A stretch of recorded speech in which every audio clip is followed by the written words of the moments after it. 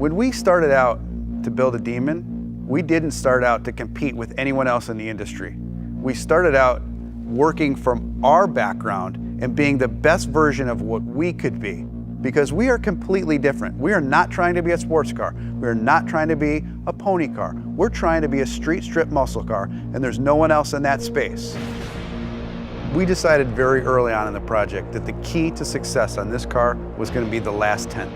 And I don't mean the tenth of a second in the quarter mile. I mean that last tenth of effort that was going to push you beyond an interesting stat into a stat that had never been done before. I mean, you start at the top of the list, drag radials. No one's ever put drag radials on a car. They've been available in the marketplace, but they've never been put on a production car. That's a first that we're very proud of. Transmission. No one has ever put a trans brake in a production car. No one has used the air conditioning system to cool the intercoolers.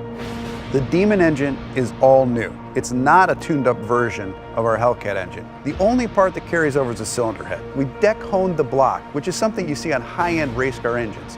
New crankshaft, new connecting rods, new pistons, new camshaft, all new valve train, and a new larger 2.7 liter supercharger.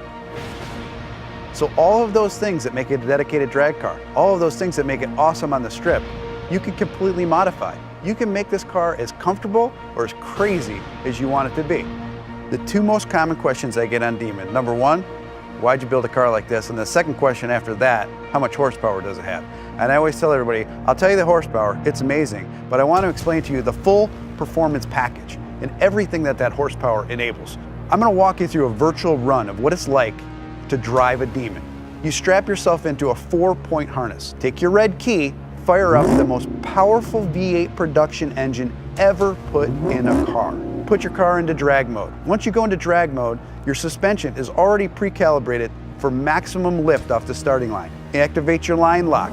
Start spinning your drag radials. Get them hot and sticky, over 200 degrees. You literally have dripping rubber off of your tires. You creep to the starting line. Adrenaline is flowing. You're pre-stage. You're 7 inches away from launching this car. Trans brake, check.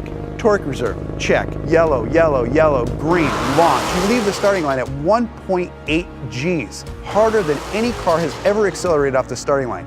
That force puts a ton of weight on the rear end of this car, forcing the front end up in the air. It pulls a wheelie.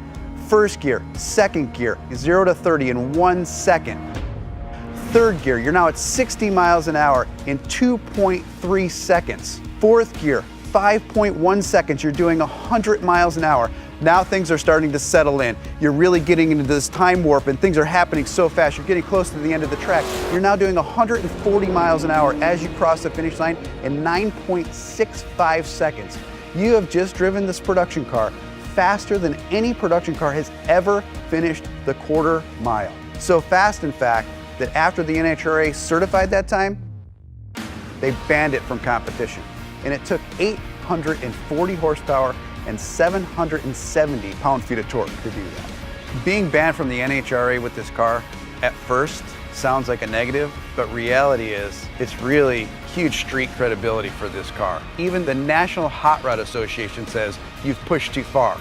You've done too much. You've broken a record that's not supposed to be broken in a production car. To me, that letter's a badge of honor.